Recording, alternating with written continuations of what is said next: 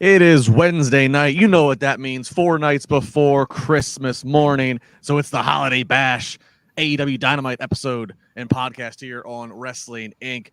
Good evening around the world to you. I'm Justin LaBar alongside Jimmy Korderas, former WWE referee of 20 plus years, as well as the NYC Demon Diva Issa, who looks to be frozen at the moment, but even when frozen, she still tops both Jimmy and I. Jimmy, how are you tonight? I'm hanging in there, just getting ready for Snowmageddon over here or whatever's going to happen. But we will figure it out. It wouldn't be the first time. So, yeah, it's hate to make this a weather show, but it certainly does look a little daunting. It's coming. You and I are in the same kind of path over the next 48 hours. Issa, glad that you are back up with us. How are you tonight? I'm good. I don't have any snow where I'm at, so it's great. Spoiled. Spoiled. Yeah. No shoveling snow for you. Well, it's quite the episode of Dynamite tonight that we will get into. See everybody still file in, which we appreciate as you're watching live, wherever you may be watching, whether that is YouTube or one of the other social media platforms. But before we go to Dynamite, let's hit a few news items as we like to do. You can find all of this on Wrestling Inc. Now, Mandy Rose, she's made a lot of buzz in the last week, having kind of suddenly dropped her NXT Women's title just over a week ago, then getting released by the company. By what we understand was because of the content of the risque content that she was putting out behind a paywall, and she's still at this moment is still not with the company. It looks like she's done for the time being. Her agent came out earlier this week, and he had said that even since just her release, that she'd already made $500,000 just off of the subscriptions and paid content that she's putting out, and he says that she expects to make $1 million by Christmas. Hall of Famer Booker T had a little bit to say about this on his podcast, as he basically says, quote, "You've got to have the dumbest agent in the world for him to be reporting how much money you've been making. That makes no sense. Why don't he put how much Uncle Sam has taken out of it as well? You know what I mean? As well as what his cut is." Booker has also has suspicions about if those financial figures are in fact completely correct. He says she's gonna have to do a whole lot of naked photos. Okay, I'm just being straight up. Even if Rose were to break that $1 million buck barrier, Booker once received some sound advice from his sister. He said, "Fast money goes fast." So Booker T. So I mean, Jimmy, I'll go to you first, just because I don't know if you ever had an agent when you were working with WWE, but you've certainly been around your share of these kind of of negotiations and the battle of leverage. What was your reaction to Mandy Rose's agent coming out and saying this? Well, I never had an agent during my time at WWE, and so I do have an agent now for other stuff that I do on the side, but that's a different story completely altogether. And you know what? I understand exactly where Booker's coming from, because, along with the fact that him disclosing how much money she's making publicly, obviously I'm hoping that he got her permission to do so. And even if he did, it's still, why not just say, I'm making more money doing this than I am in WWE currently, under my current WWE contract. So for now, it financially makes sense. You can get away with it like that. But at the same time, Booker's got a point. I think there's a little more longevity in our business, rather the wrestling business, than there is in the adult entertainment business. Let's just put it that way. But not being in tune with that business very much, I don't know what the longevity of someone's participation in that business is. So, Issa, you have content behind a paywall. I do. If you had got cut from another job because of that content, is the angle that's going here, assuming the agent got Mandy Rose is okay, is the angle here like, haha, former employer, you screwed up, this is working to my benefit, and then by going out and being so brash to actually list the financial figure, is that a sign that it's a lie? Because like if you actually, it's kind of like that thing, you know what I mean? Yeah, I don't think it's a lie necessarily. I think you're giving the gross profit here and not taking into consideration what Booker said. I'll give you an example. Fan time as well as OnlyFans. That's the paywall that I choose for my content. They take 20%. So now we're talking already $100,000 that she's not seeing from this money. Somebody then you got to put aside for your taxes because they don't take that out for you. And somebody at the scale of Mandy Rose probably has a team. We're already talking an agent. I would assume when you have a certain amount of subscribers, you probably have somebody handling certain things for you. Therefore, they also take a chunk. If she's still seeing probably $100,000 plus in a week, yes. I think coming out, sharing the amount is more of a haha. At the same time, you have to understand that this has been the biggest marketing move that you can give Mandy Rose's pay content. People are going to want to find out what are people paying $500,000 for, and more people are going to subscribe. I have been doing this type of content for 2 years, and the hardest thing is retention. When you got that wave of you just started making the content, everybody's going to come around. They want to see, they turn the renewal off. They just want to see what you're doing. So talk to me about how Mandy's doing in this platform a year from now. Very good points. Very good points. Yeah, we'll see. I mean, I can say though her name. You know, I mean, she was having a great run in NXT, but her name's certainly in a lot of people's mouths right now, on a lot of people's keyboards. So we'll see how far she can take that. Real quick before we get to our next news story, best in the smokers world, coming in with a nice $10 super chat. He says I listen to this podcast while walking the dog at night. You three are the best, by the way. Jimmy, you and Kyoto were my favorite referees back in the 90s when wrestling was at its peak. I miss those days. Well, thank you so much, best in the smokers world. Back in the day, Kyoto and I were smokers as well, cigarettes. Let's clarify that. I have been reformed for a long time now, and it's funny that I don't even have the urge ever at all. And my brother is one of the cigar smokers. Every once in a while, he likes to have a cigar. And even then, I don't even feel like a cigar. It's just out of my system. It's gone. Isn't that crazy? All those years, week after week, when you had to duck and dodge Vince with your cigarettes, and now you're not around him at all, and now you don't even take part in it. You don't even have to hide. Yeah, exactly. I mean, I used to drive people nuts in the car because that's what kept us going. Colas and cigarettes kept me going those long drives at night. Jimmy, I quit due to the pandemic. When the pandemic first started, being in NYC, which was ground zero for it, I didn't want to go outside, not even for a cigarette. And that's how I quit. It was cold turkey too, and knock on wood, everything has gone well. But I used to be a cigarette smoker as well, and that's really what forced me to quit. It was like at that point you didn't know where you were going to catch it from. We didn't know a lot about Corona, back when it started, and you have to realize it got really bad in NYC to the point that we really didn't even want to go outside. And I'm not an inside smoker. My apartment will never smell smoke. So yeah, I also quit, and it's like really funny because now I'm like, damn, like how did I sneak around? I will sneak around my employees. Like I used to have a higher up job when I worked for corporate. And in your case, I will take perfumes. I will have a smoking coat so I wouldn't come back into my office smelling like cigarette. Like it was like a whole undercover. One time my employee found me and they were like, I would have never guessed. And I'm like, I try my best to keep it hidden. It was a good way to deal with anxiety for me. Every time I will have anxiety, it will be a way to like deal with it. See, and for me, crossing the border every week to go to TV and go to on tour, I'm getting duty free smokes for a good price. You know what I'm saying? So it's like, It's been a long time since I've had a cigarette, but I can always go for a good cigar. Nice. I'd be sitting with your brother there, Jimmy. There you go. All right, up next, another story that's I figured would start to get popular and get spread around, and it has. This with one CJ Perry, you might know her better as the woman formerly known as Lana. She did an interview with 92.7 WMAY radio. I don't know what city that is. It doesn't matter. Google it. She says, in talking about her husband Miro, she goes, well, it so happens that the Redeemer is fighting on some battlefields against a couple of gods. Rusev Day will never die. It's always going to be around. The kids are always going to want to sing it, and I'm sure it will make a return in WWE at some point.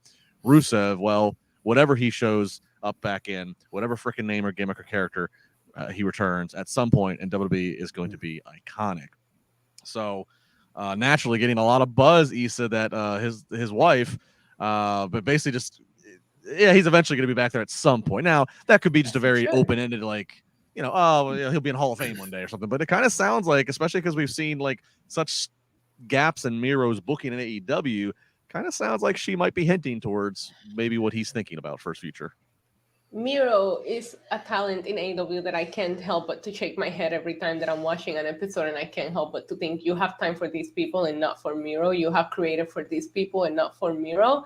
I don't know that we'll ever get to hear the full side of the story, like both sides of the story, but it feels like something's not clicking with Miro in AEW, and I hate it. I haven't cared about the TNT title since he dropped it, and that's just me being honest. So you gotta give CJ a shout out for already starting to build those bridges back up, because we just want to see the man on TV, whether it's on WWE or AEW. At this point, it just feels like we're wasting a talent. So let him come back. I love that she's already doing the work for him. Good wife. Yeah. Is a good wife. Jimmy, one additional quote she had in this interview, she says, that's the great thing about wrestling is it doesn't matter what company you work for, what promotion, anything can happen. Let's be honest. We know that everyone always returns back to WWE at some point. So there you go.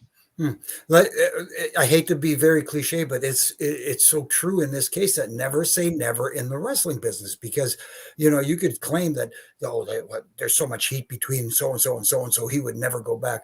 When you have a talent like Miro, like you said, and I don't know which way to put it. Did he get Wardlow or did Wardlow get Miro? Either way, there's just some talents there that they are not utilizing to their fullest potential, and these guys are money. It's almost like a reverse WWE, because WWE back in the day, they always said, WWE just likes the big guys, they don't like the smaller guys, or and it seems like in AEW the focus is more on the I don't want to say smaller talents, but guys who are not a Wardlow or a Miro sized guy who could actually work and do some good stuff. It's almost like a reverse WWE in that thought.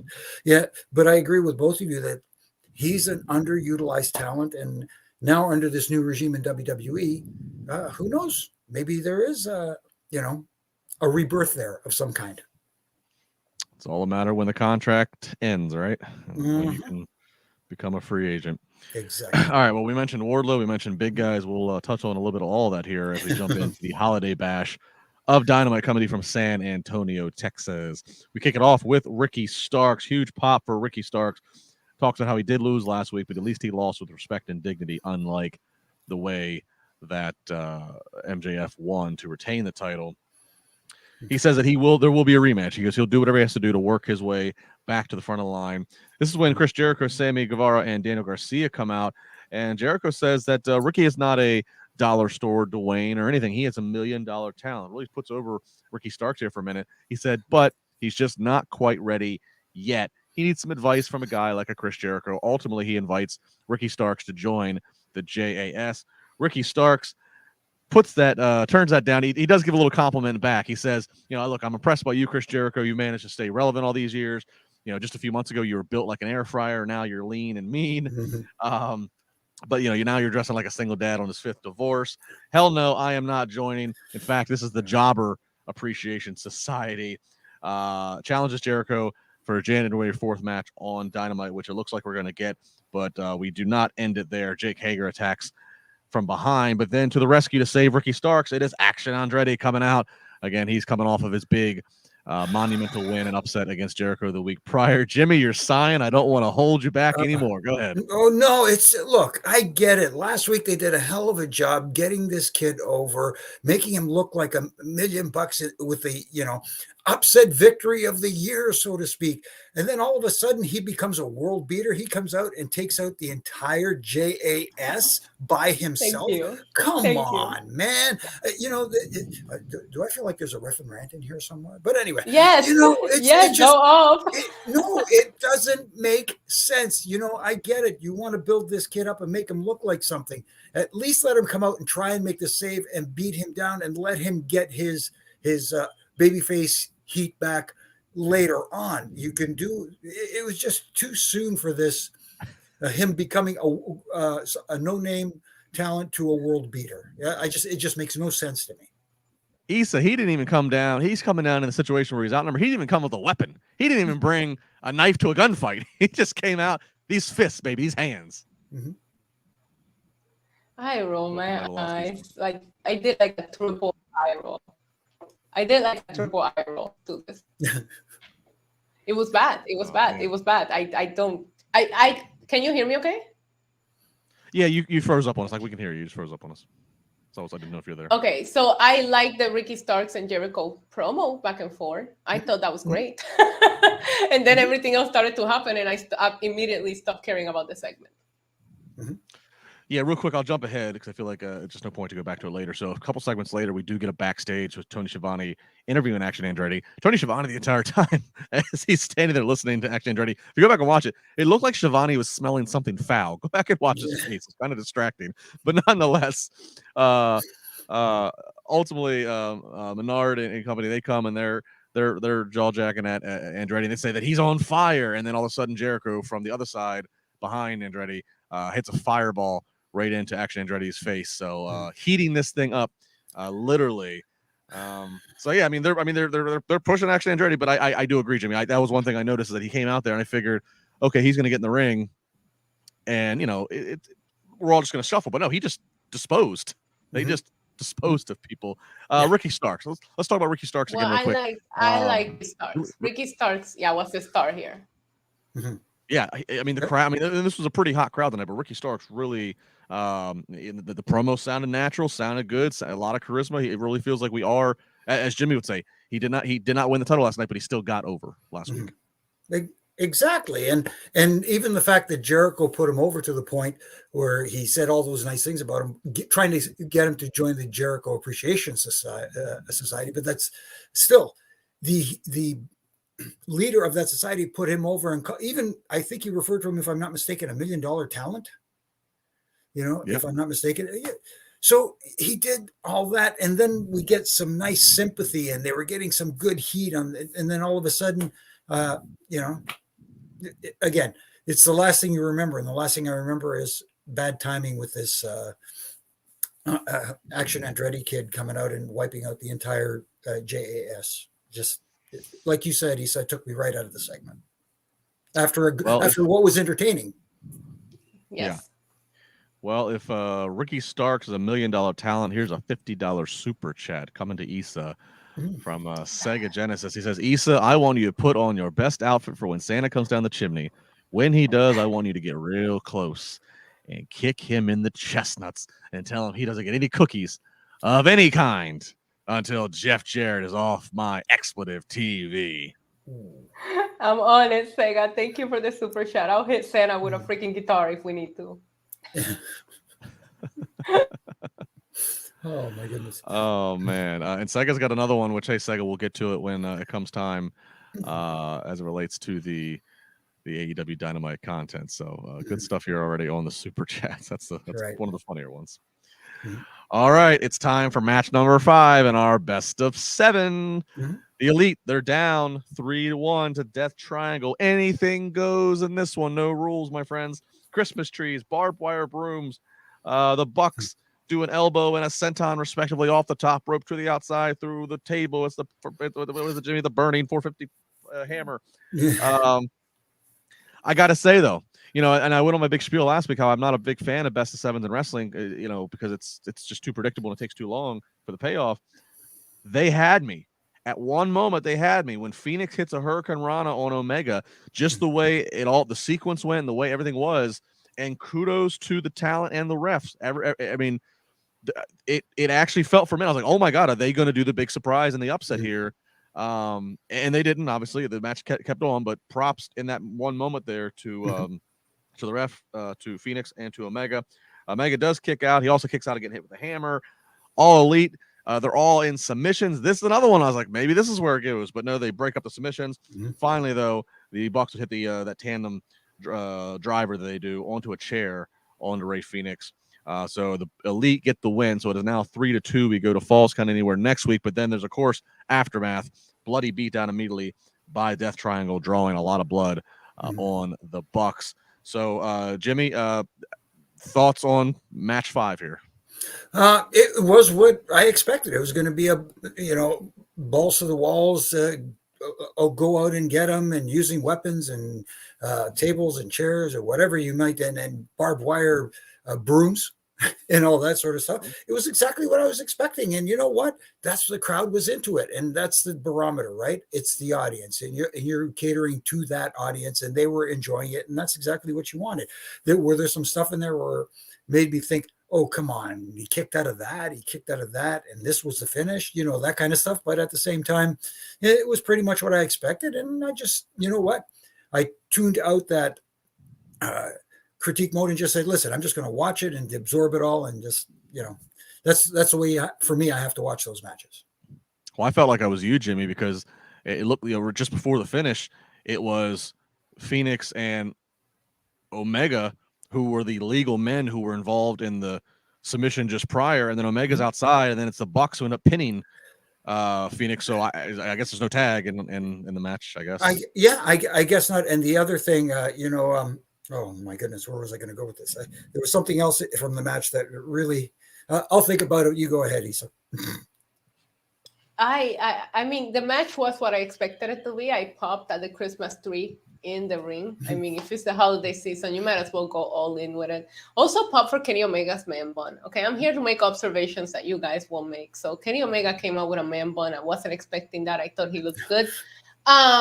Yeah, it was a bit of a spot fest, but that's what I wanted it to be. If you're gonna do this kind of matches, just make it a no DQ and let them go crazy. And that's what they did. Just like you, Justin, I had more than one moment that I thought the triangle was going to win. And I was like, really? That's what we're going with this? At this point, though, I do think this is going all the way to 7. And the ladder match is just going to be, I hope everybody makes it out alive. But I did what Jimmy just said. I kind of like took off my critic, fan, everything, and I just enjoyed it for what it was. And it was a good time. Mm-hmm. Yeah, I just remembered what it was. The other little, we talk about the little things, right? That makes sense. It felt like this week, Nick Jackson was selling that ankle more than he did last week when he made his triumphant return to the ring from the back. Don't get me wrong, it makes sense, but at the same time, you're selling it more this week than you did last week. Come on. They did say on BTE that it might be a shoot broken ankle, but they say a lot of things on BTE, mm-hmm. So right. You never know. Right. You never know. Well, again, that's their philosophy. They do rely on a lot of extras to try to fill in extra programming on digital shorts to fill in the logic of mm-hmm. what's going on. Sega making it rain here tonight. Yeah. Dropping a Benjamin. This is for Jimmy. I'm a mid-30s fan of old school pro wrestling, old school story, old school logic and psychology. I can be into certain sports entertainment things, but can often picture myself shaking my head as much as I can tell Jimmy does. Well, again, I growing up in a different era, and I was blessed to be here in Toronto before WWF/WWE became the main promotion in Toronto, run by President Jack Tunney, who was the promoter here in Toronto. His family we used to get shows at Maple Leaf Gardens where you get talent from NWA, WWF, and AEW. But the main talent was from Mid-Atlantic Championship Wrestling. So I got spoiled, man, with some good stuff. Like I was a huge Ricky Steamboat and Jay Youngblood fan. We had the Piper and Valentine dog collar match up here as well, and the whole bit. There was a match in, oh boy, I'm not going to give away the year. They even had a champion versus champion match with Bob Backlund versus Nick Bockwinkel. I kind of probably just gave it away too. So yeah, I'm an old school guy, man. I am, but I can understand the new school concept as long as it incorporates what this business is based on is psychology and stuff that makes sense, and good versus evil is where the money is. Yeah, Jimmy, I'm like you. I got spoiled as well. Growing up in the 90s, I was in Maryland, and it had both DC and Baltimore markets. So I got the NWA, WCW, and I certainly was part of the WWF territory. So I was always. Isn't it funny how the upbringings or the times or the places that you were at a certain time changes how much we go to it, what we enjoy as adults? Because me growing up in Puerto Rico, I talk about this yesterday on the podcast about how my upbringing is completely different than most people. So I'm watching Lucha Libre, I'm watching WWC, and Puerto Rico wrestling is always known for being very hardcore, which goes to explain why I prefer certain matches over others, because that's what I was watching before I even put an eye on any WWF product. I'm watching Carlitos Colon and Abdullah the Butcher literally kill each other in the ring here in Bayamon. So it's like funny how that really influenced what you go on to enjoy when you are, watching the product later on in life. No, and that totally makes sense. I mean, I can remember my first WWF live events, and obviously it was very much about kind of what Jimmy was talking about earlier with how people talk about the cliches of the WWE with big guys, whatever. It was very boldly produced, and it was a larger than life attractions. And with the live events, so it wasn't necessarily, it didn't, you didn't have to see a 20-minute. It wasn't work rate heavy by the way we measure work rate today. If that makes any sense, at least the majority of the matches, you got your, you had your IC match, but you had a lot of just playing to the crowd, playing up the character. All right, jumping back in here to Dynamite. Of course, we had the backstage that I already mentioned with Action Andretti. Bryan Danielson out in the ring with Renee. Bryan starts to talk about how he started in San Antonio training, had his first match just down the street, and of course notes how he was trained by Shawn Michaels, and then HBK champ breaks out on AEW Dynamite. Who had that on their bingo card for tonight? Talks about William Regal. Yeah, not me. He talks about how William Regal, though, is the guy who trained him and turned him into the wrestler and the man that he is today. Tells MJF you were going to learn there are consequences for your action. He calls out MJF, but does not get MJF. Instead, he gets all Ego, Ethan Page, and Stokely Hathaway. And Ego says, I would be champ, but here's Bryan jumping the line. Here's Vegetable Man jumping the line. And ultimately, we're going to get a match between these two next week. Issa, are you on board with Vegetable Man versus all Ego Ethan Page? Yeah, I guess. I mean, we gotta build some kind of stories before we get to MJF and Bryan, right? You gotta draw it out a little bit.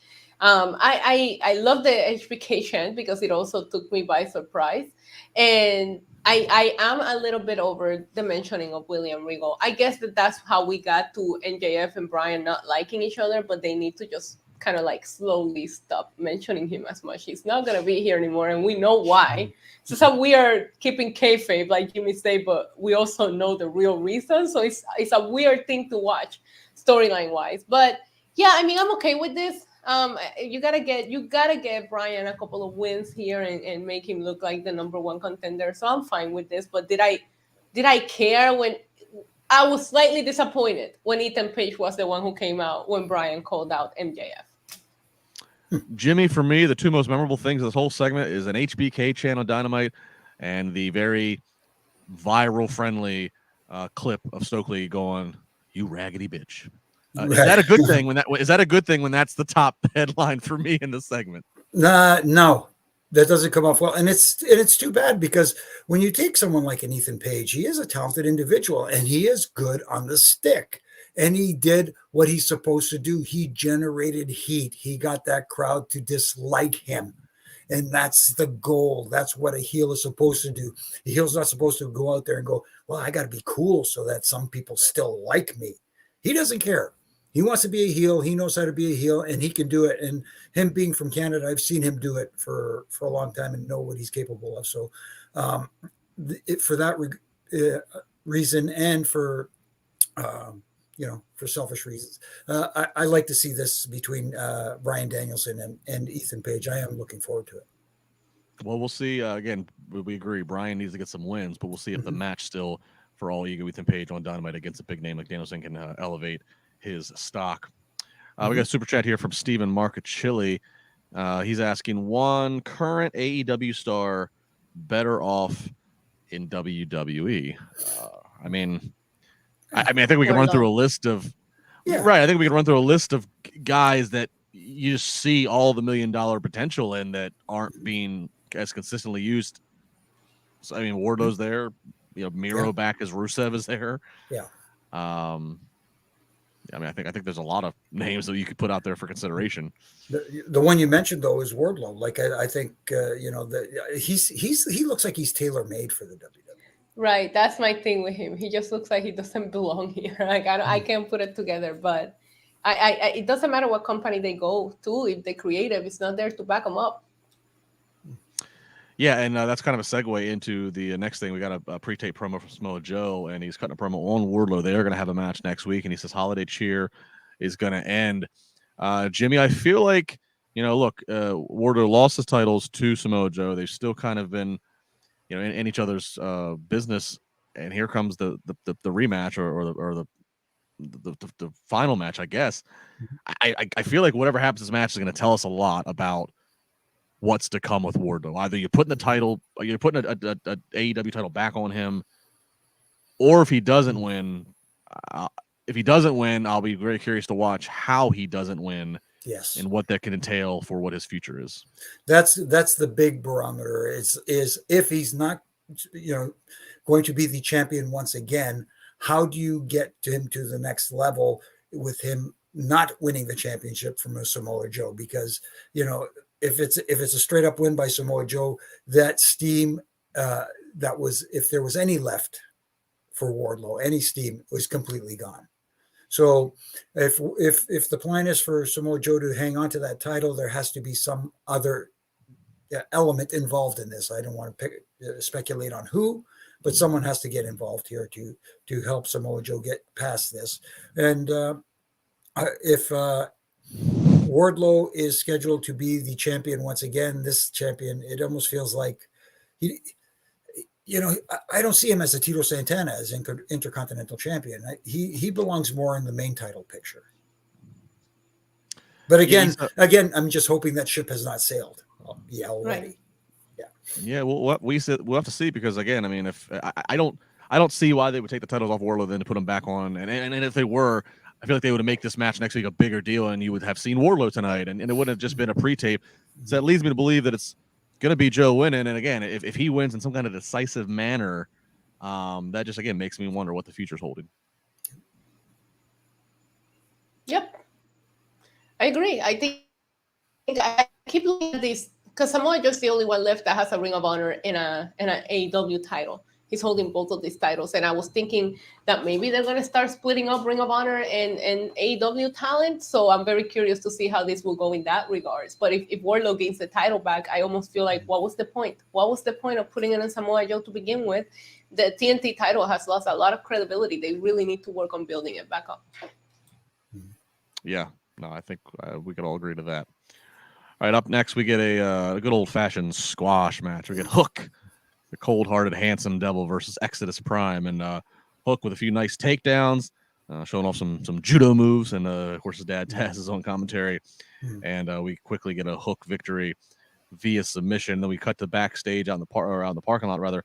And backstage, Stokely Hathaway's got Lee Moriarty and Big Bill beating up on Jungle Boy. And of course, we've seen an alliance there with Hook and Jungle Boy in the past. And the big choke slam from Big Bill on Jungle Boy into the dumpster. So Hook, Issa, again, one of the biggest pops from a very loud crowd tonight. Yeah. I mean, shout out to Hook. He's finally old enough to gain, like, he got chest hair now, so puberty is here for him. Good for him. Oh, wow. Nice. Jimmy, are you as impressed with Hook's puberty as he said?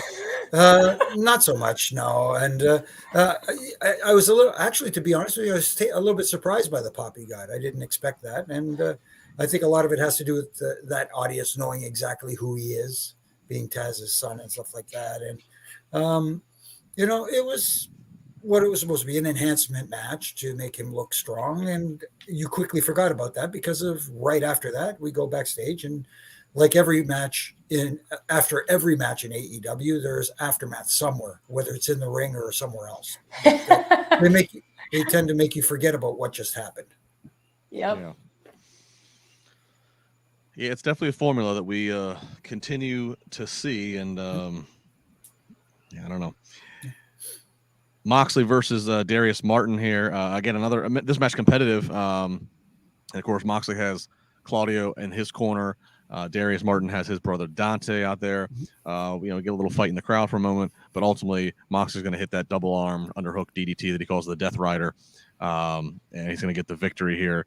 So John Moxley, as you would expect, really kind of the big question right now, and I think it's a question that was asked by Renee to Brian in kayfabe storyline, but I think it probably is a real question that's going on internally, is what is the Blackpool Combat Club anymore? Does it make sense to still have them together? Obviously, when you don't have your King of Blackpool, England, William Regal there anymore. Do these three guys, is it still storyline, or I guess four if you count Wheeler Yuta? Does it make sense? No, we don't count him. We don't count him. It's okay. Does it make sense booking wise to have them linked together, or does it hinder them? So, Issa, John Moxley gets the win here, but what do you want to see? It sounds like you want to see break this group up.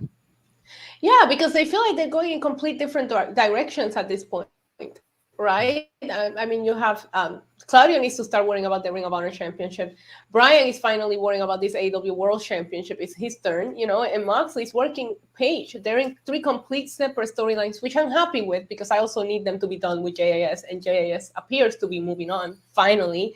But they just feel like they're in complete different roads, right? They all took their own little fork on the road, and I'm okay with them splitting up, still remembering, hey, they were the Blackpool Combat, there's an alliance there, they need to come together later on. I'm okay with that, but I even don't see them anymore as a faction. I don't. So I mean, we'll see where it goes, but I wouldn't be mad at them splitting up. Jimmy, AEW has no shortage of factions, so I think they could afford to disband the Blackpool Combat Club, right? No, absolutely, and like Issa said, everybody's involved in their own little deal going on. So, it makes it more interesting when you have a little more stories to play along. But I do have a critique from this match because you did say something where they fought to the outside, briefly fought to it wasn't brief. They were out there for what felt like a long time, but then later on in the match, they tease a count out finish. Yes. I'm like, Jimmy, I'm gonna send you the clip. I was live streaming a watch along, and I brought you up. I said Jimmy Korderas is twitching in his living room right now as he's watching what's going on. I don't mind teasing as long as it's consistent. Be consistent. You can't tease a count out finish in a match where they were just out there for 2 minutes. This is true. To give a little more detail, if those of you that are just checking the podcast out and relying on us to fill in the blanks for you. Yeah, so they're fighting on the outside. They go into the crowd. Mm-hmm. Moxley suplexes them. On the concrete, yes. On the concrete. Dante Martin comes to check on him, and Jimmy is right. They were out there for definitely at least a minute, and not to be exaggerated, it was at least a minute, maybe longer. And you're right. Then later on, there's a spot where it looks like Darius Martin's gotten all that he can handle, and he slides back in later just at the count of 10, or just the count of 9. Mm-hmm. So, I mean, I don't know. I don't know if it's just if they just don't have any agent or anybody that's.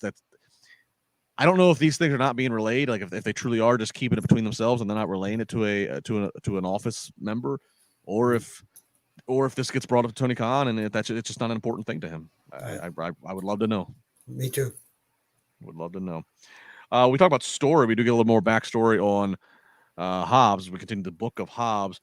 We see him kind of working out in the shadows, and he's talking about his first memory as his uncle is seeing his uncle OD. He's talking about being beaten, robbed, stabbed, and shot all as a kid. He goes, who would do that to a kid? Monsters. But they also created a monster, and soon we'll turn the next chapter into the book of Hobbs. Jimmy, are you interested in Powerhouse Hobbs and this repackaging? No, I like the repackaging, and he's telling a story, and he's relaying his real life to it, and it makes him more authentic to the audience, and I want to see where this leads, and we kind of not sure. It almost feels like he's going to be like this vengeful babyface, but at the same time, with all the hardships that he dealt with in his life, it could turn him into a nasty individual. So I am looking forward to see where this leads him. Issa, I like the effort. Go ahead. No, I was going to say to you, I like the effort they're putting towards this with Hobbs, with these promos, with these vignettes, but I can't help but be a little cynical that we've seen Wardlow as the big man that was our shiny item for a few weeks. We've seen Lance Archer. We've seen big bills coming in. I can't help but feel cynical that this is going to be a project that's going to be high and mighty for a few weeks, and then it's going to all of a sudden be Rampage fodder. Right. It's very hard to become invested because we've seen them put this time and effort into other characters in AEW, and it kind of just ends up going nowhere. However, I did love what Jimmy brought up, because as I'm watching the packaging, first of all, bringing some reality into anything nowadays really does help. The crowd goes for that, and AEW really capitalizes on bringing real life stories into their storylines.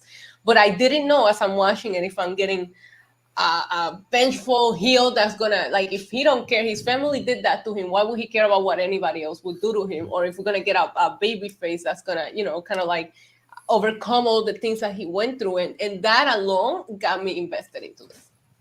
Yeah, and I'm okay with the I'm okay with the guessing game. I'm okay of them not flat out saying this is gonna be a bad man who's gonna do bad things as a heel, right. or this is I'm okay with that. I think that adds, and first off, it adds a little bit of intrigue as the viewer, but also from a booking standpoint, it leaves them open ended to where if they first thought, oh, we're gonna really heat him up to be a top heel, but then maybe they go, well, hell, we need somebody to be the next guy to stand up to Samoa Joe, so we can let's make it a babyface. So I kind of like this approach.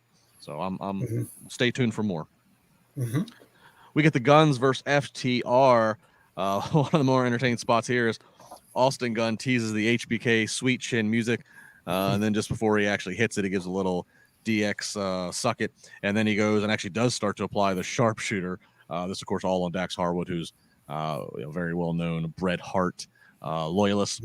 So fun spot to do in the hometown of Shawn Michaels, as we talked about. But the finish is an upset here. We're going to get an O'Connor roll up by one of the Guns, and the other one is then helping them with some leverage. So a big, probably the biggest victory on Dynamite on TV at all for the Guns and AEW. Jimmy getting a win on FTR. Yeah, and I'm fine with the win, and I'm fine with them doing it in heel fashion. I could critique a little bit about the positioning on the finish with the refereeing and stuff like that, because it almost looked like in the peripheral vision you can kind of see the referee could kind of spot the cheating that was going on. But that's, again, me being a former striped shirt individual noticing something that somebody might not notice. But I liked it. I liked the match. I thought it was a very good match. For the most part, the rules were being enforced, and that has a lot to do with FTR, because they are just that good a tag team that they could get their stuff in within the parameters of following the rules of a tag team match. And I love the little reverse shout out, because like you said, being a big Bret Hart fan, but the Guns are wearing the pink and black, looking like the Pink and Black Attack. I love that little thing too as well. Issa, my next question, Sega Genesis is jumping in and just kind of dropping 20 to get in on it, so I'll still direct it to you. He says this feels like doing jobs on the way out tour for FTR. I was going to kind of ask you the same thing. I believe Dax Harwood himself even said in an interview recently that their deal's up this spring, so there's not even a guessing game of when is it. April. This does kind of feel like, let's utilize a tag team that's got a lot of gold on them in the past, and let's get some wins for some guys that need it and that are going to be hanging around. Do you agree? Yeah, but then after they take how many losses, when does it stop feeling like it's a big win for whatever team defeats them? Because that's always seen them is take a bunch of losses, especially as of recently. So it's not going to help any teams if they're just losing match after match after match. It's just going to become predictable. Well, I get that. I get that logic. I guess so. My counter to that will be, and we'll have to see if this plays out this way. My counter would be, if in fact if April's when their contract expires, and if they've even said to Tony Khan, "Hey, thanks, boss, but we're gonna go do something else somewhere else," then I can see Tony Khan's perspective, and I wouldn't blame him for it, to say, well, I'm not going to keep the guys on my valuable TV time for the next 4 months just because, and then have them be fresh in people's minds. Okay, so put people that you're not putting on TV, especially they're not going to be back after April. Why give them TV time when you're wasting other people that you're not putting on TV? What I'm saying, this might be the last of their TV times when I get in. I'm saying maybe, I'm not saying this match, but I'm saying maybe they only have 1 or 2 more losses they're going to give, and then that is going to be that. So that way it's kind of like for Tony Khan. If you're Tony Khan, it's like, all right, let me get this team out of sight, out of mind, off TV, so that way their stock is not as red hot when they jump over to my competition. Right. So, right, but it's also it comes to the point where you're just like, okay, so they're not re-signing. We saw it. We seen it happen in WWE too. I'll give you an example, like a random example. Matt Hardy getting killed by everybody like a week before his contract was up. Like we see it all the time, and it's just like I'd rather it. And I get it. You have to protect your TV time and your stock and your value as AEW, but it's just like you're not gonna help other teams by constantly jobbing them out. Mm-hmm. We'll see what comes with the guns. Yep. But yeah, that was definitely a surprising finish here tonight. Surprising on surface, but again, as we just dissected it, maybe it's not as surprising. Right. Right. Whew. All right, I'm gonna try to do this next one. Do we have to? No, we don't. We don't have to. No, we have to. I've been drinking coquito just to prepare for this. There you go. The boss, Rick Ross, is going to be mediating Keith Lee and Swerve Strickland. First, it should be noted that as Rick Ross is out there, this is and I actually thought when they promoted this, I thought, all right, Rick Ross can come out in front of the live crowd at some point. Maybe it's in between Dynamite and Rampage. Maybe it's whatever. If you have Rick Ross in the building, let the crowd popcorn or whatever. But maybe do this in a contained pre-tape, so you can get as many takes out of this as you need to do. Mm-hmm. But no, we'll do it live, pal. Rick Ross is out there with a live mic. Tony Schiavone's trying to point to him where the hard camera is. I get it. He wants to face where the majority of the people are, which then has his back to the hard camera. He's out here just rambling and talking. He looks at Keith Lee and then proceeds to tell him that he's a big MFer, and TNT does not. They don't hit the delay. They don't hit the dump. So that makes it out. Before shout out to Keith Lee. His reaction was incredible. Like the facial expression that he made, epic. Before I move any further, because Corey Pride's had this super chat here for a while for $5. Corey says, how long before foul-mouthed AEW gets kicked off the air by Turner Networks? Why does the profanity keep occurring? I don't know if they're gonna get kicked off, but I can't imagine they'd be thrilled at 9:20 or whatever that was. No. When we're getting the MFer dropped. Yeah. I'll just put that out there. All right, so let me continue. So he does that. He's kind of putting over Keith Lee, and then we got to get Swerve out here. Swerve, it's like a weird delay. Swerve finally comes out, and why are we doing this in Keith Lee time? Blah blah blah blah. Cuts a promo and then says you need to have eyes in the back of your head.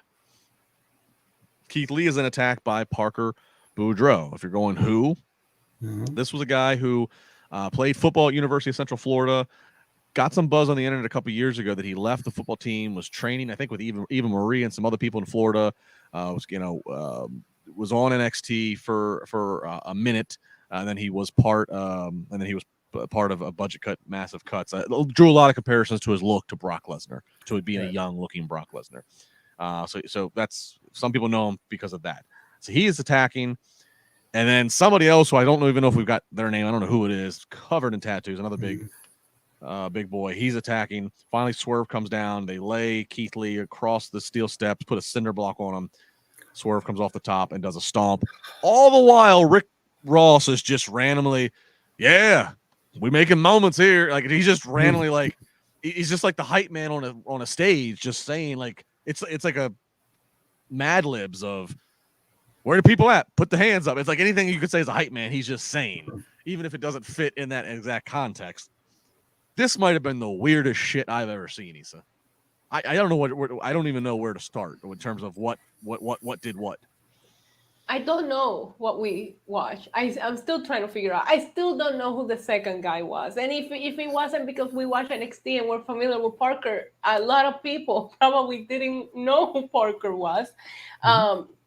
I guess to your point earlier with the Rick Ross, maybe pre-taping would have probably been a good idea, because I'm not sure that anybody went over what was supposed to happen here, or maybe he's at that celebrity level where it's just like, go out there and do your thing, and nobody really directed him.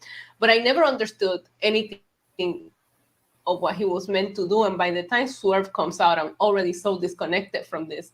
And then you have people that we don't know debuting in weird ways, and it didn't do anything. I'm sorry, this segment didn't do anything for me. The only takeaway is like, oh great, another faction, and I don't know who a person in this faction is, and we're 2 hours from it, and nobody can still figure out who this person is. Like, it's not a good look. It was not a good look, and it was just not entertaining at all. The only takeaway I have is Keith Lee's face when Rick Ross said the word that he said. So, Jimmy, the group here is called Mogul Affiliates. They all had matching shirts on. Okay. Why? Jimmy, don't sound so thrilled. Swerve Strickland has got talent.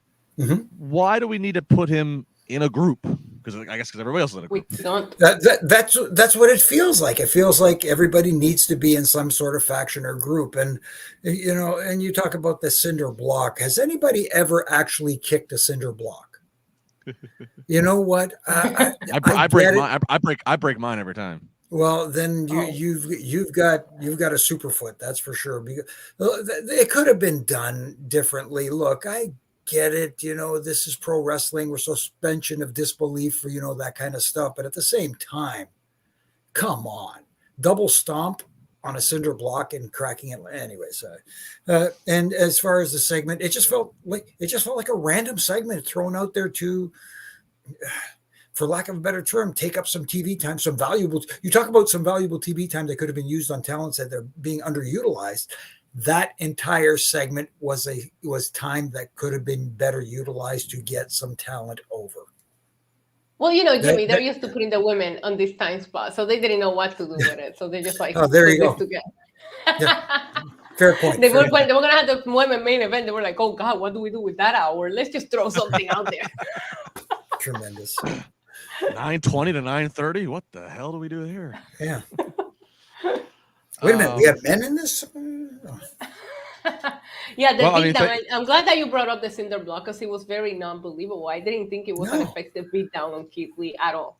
No.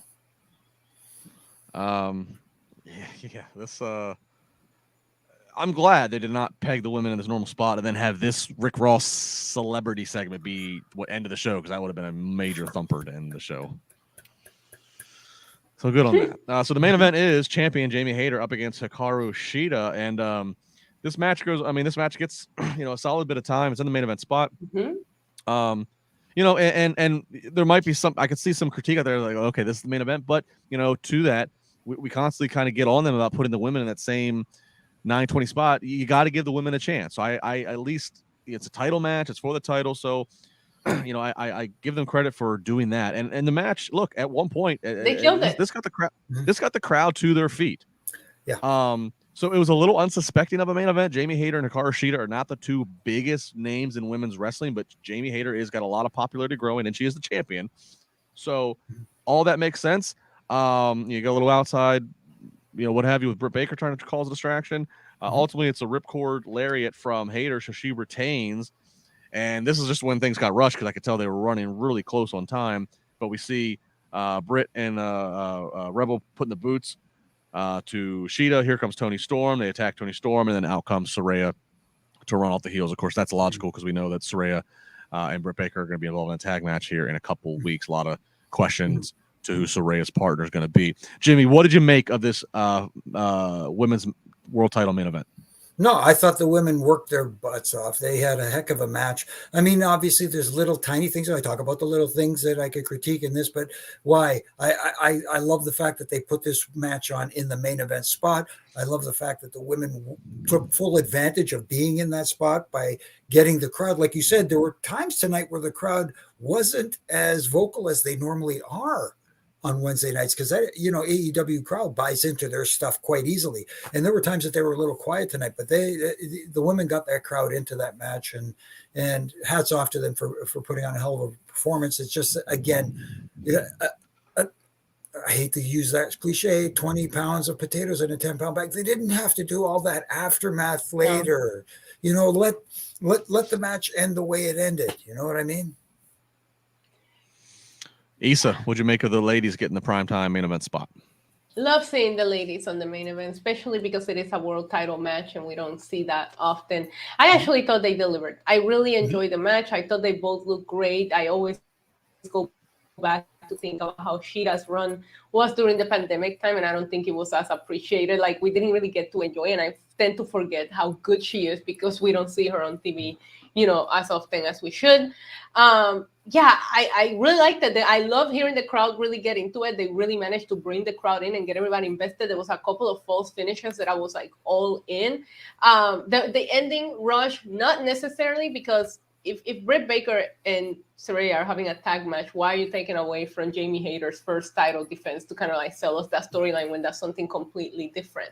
So I wish we would have just let it breathe. I mean, they were out of time anyways. Let it breathe. Let Jamie Hayter take the moment as her first title defense, and let's do something with Saraya and Britt Baker at Rampage or next week.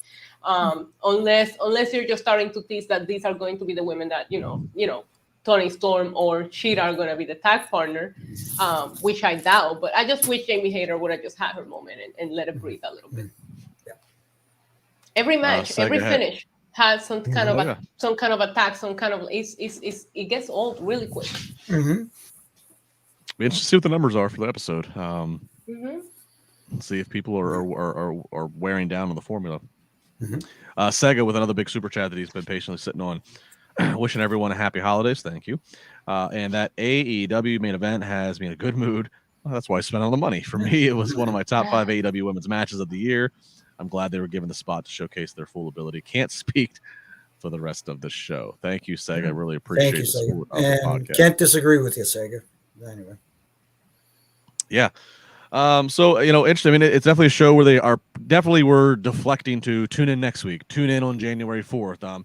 Certainly setting up for big show. January 4th show, it should be noted actually too. Tony Khan did. There's been rumors about this, and Tony Khan kind of confirmed it. The January 4th, when they kick off the new year, that Dynamite's going to have a different look. Yay! Finally, seems like the look, the set, the production might be a little bit different. Of course, we did talk about some production changes and personnel they made. It was last week or 2 weeks ago now, but so we'll be keeping an eye on all that. Whatever happens next week, and of course, in some of the matches we talked about, we will not be here to talk about it. We're all taking off next week for the holidays. So we will miss all of you, but we hope all of you have a safe, wonderful holiday. Christmas, Hanukkah, Kwanzaa, whatever it is you're celebrating around the world. Have fun, be safe.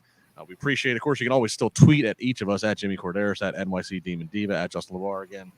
Let us know how and where you're listening to the podcast or enjoying it. We always love to hear that. At least I do. I think it's a blast to see what's going on. But hey, look, if you're gathering around with the cousins you don't see too often, and they're like, what's this I'm hearing about pro wrestling? Or if you're trying to get them, put our podcast on. All right. Put Triple J from this past Monday on, put this on from Wednesday night, whatever you think's going to feed their appetite, turn it on, make an impression. I mean, Christmas dinner and exactly. Exactly. And just a quick FYI to those out there, not only are we taking a break from here next week, but next week I'm taking a break from the Ref and Rant and dedicating the entire week to family. There you go. Jimmy, what you got? I'm going to miss him, though. I'm going to miss him. Oh, thank you. Jimmy, give us the final plugs. I know you're taking a break of the Ref and Rants next week, but still, give us the plugs. Yeah, well, still going to have 2 more. Well, maybe a Ref and Rant tomorrow and a Ref and Merry Christmas on Friday. Try to end the year on a positive note and come back in the new year stronger than ever and have more fun doing it. Which is what it's supposed to be about. This what we do, like we do here. We have fun doing this show. I have a blast with you guys. Yeah, it makes my Wednesdays better. Issa, final plugs. NYC Demon Diva everywhere. YouTube, Instagram, Twitter. Go find me. Follow my YouTube. I don't know what my stream schedule is because I think I'm going to take a couple of days off as well. Just to, hang out with the family. We'll see. There you go. Very good. Same. I'm going to do what I got to do. Pittsburgh, Chesapeake Beach, Maryland. Enjoy it all. Shout out to Wayne. He just checked in from Herndon, Virginia. I got a lot of love for the Northern Virginia area. Got a lot of fond memories in Fairfax. Herndon's a good place as well. So appreciate that. Thank you, Ricky. Happy holidays, Justin, Jimmy, and Issa, and the Wrestling Inc. family. Yes. So a lot of good stuff. Yeah, we really appreciate it. I haven't done any of my Christmas shopping, by the way. I'm trying to do it tomorrow. What? Shut up. What? I know. Oh my goodness. See, now that's surprising. You pegged me as a type that would have all your Amazon orders done in November. Right. No, I'm in Puerto Rico. You can't Amazon order anything. You have to go and physically buy it. Otherwise, it won't get here. Oh, wow. But you were just even in the when I States. ship things out, they take like a month to get to whoever I mail things out to. So you can't trust anything shipping. So you have to physically. Okay. That's why if you go to the malls in Puerto Rico, I always say Puerto Ricans are keeping malls alive because in the States malls are slowly dying. Here they're always packed, but it's because we don't have Prime. It doesn't come in 2 days. It takes about a month. Gotcha. And you were just in New York 2 weeks ago, but I guess you would have had to travel with all. Yeah, but you want me to check in bags? Like you gotta keep them under a certain way. So no, I wasn't doing any Christmas shop. I bought some things for myself and Roman, but that's Priorities. Well, best of luck to you in that shopping. I know Jimmy and I cannot do any shopping the next few days. We're getting ready to be snowed in. So. Yeah. I know. I hope you guys are safe. We filled up our fridge and our freezer. We're You had that wine. The what was it called? The warm wine that you drink. The mulled wine. Mulled wine. We went and got the mulled wine, our annual mulled wine at the Christmas market, and we're good. The other day I was in a store and I saw some mulled wine. I was sent a picture to you, Jimmy. I was like, oh, now that you've said it, I'm going to see mulled wine everywhere. Mm-hmm. Yeah, that's how that works. Of course, that's how that works. Yeah. All right, guys. Again, like, subscribe, leave a comment, tell a friend. Listen at any time. Check out the archives. Check us out live. Whatever you fancy, but it's all fun. It's all good. Appreciate the support. Happy holidays, everybody. Be safe. We'll be back in 2023. Good night.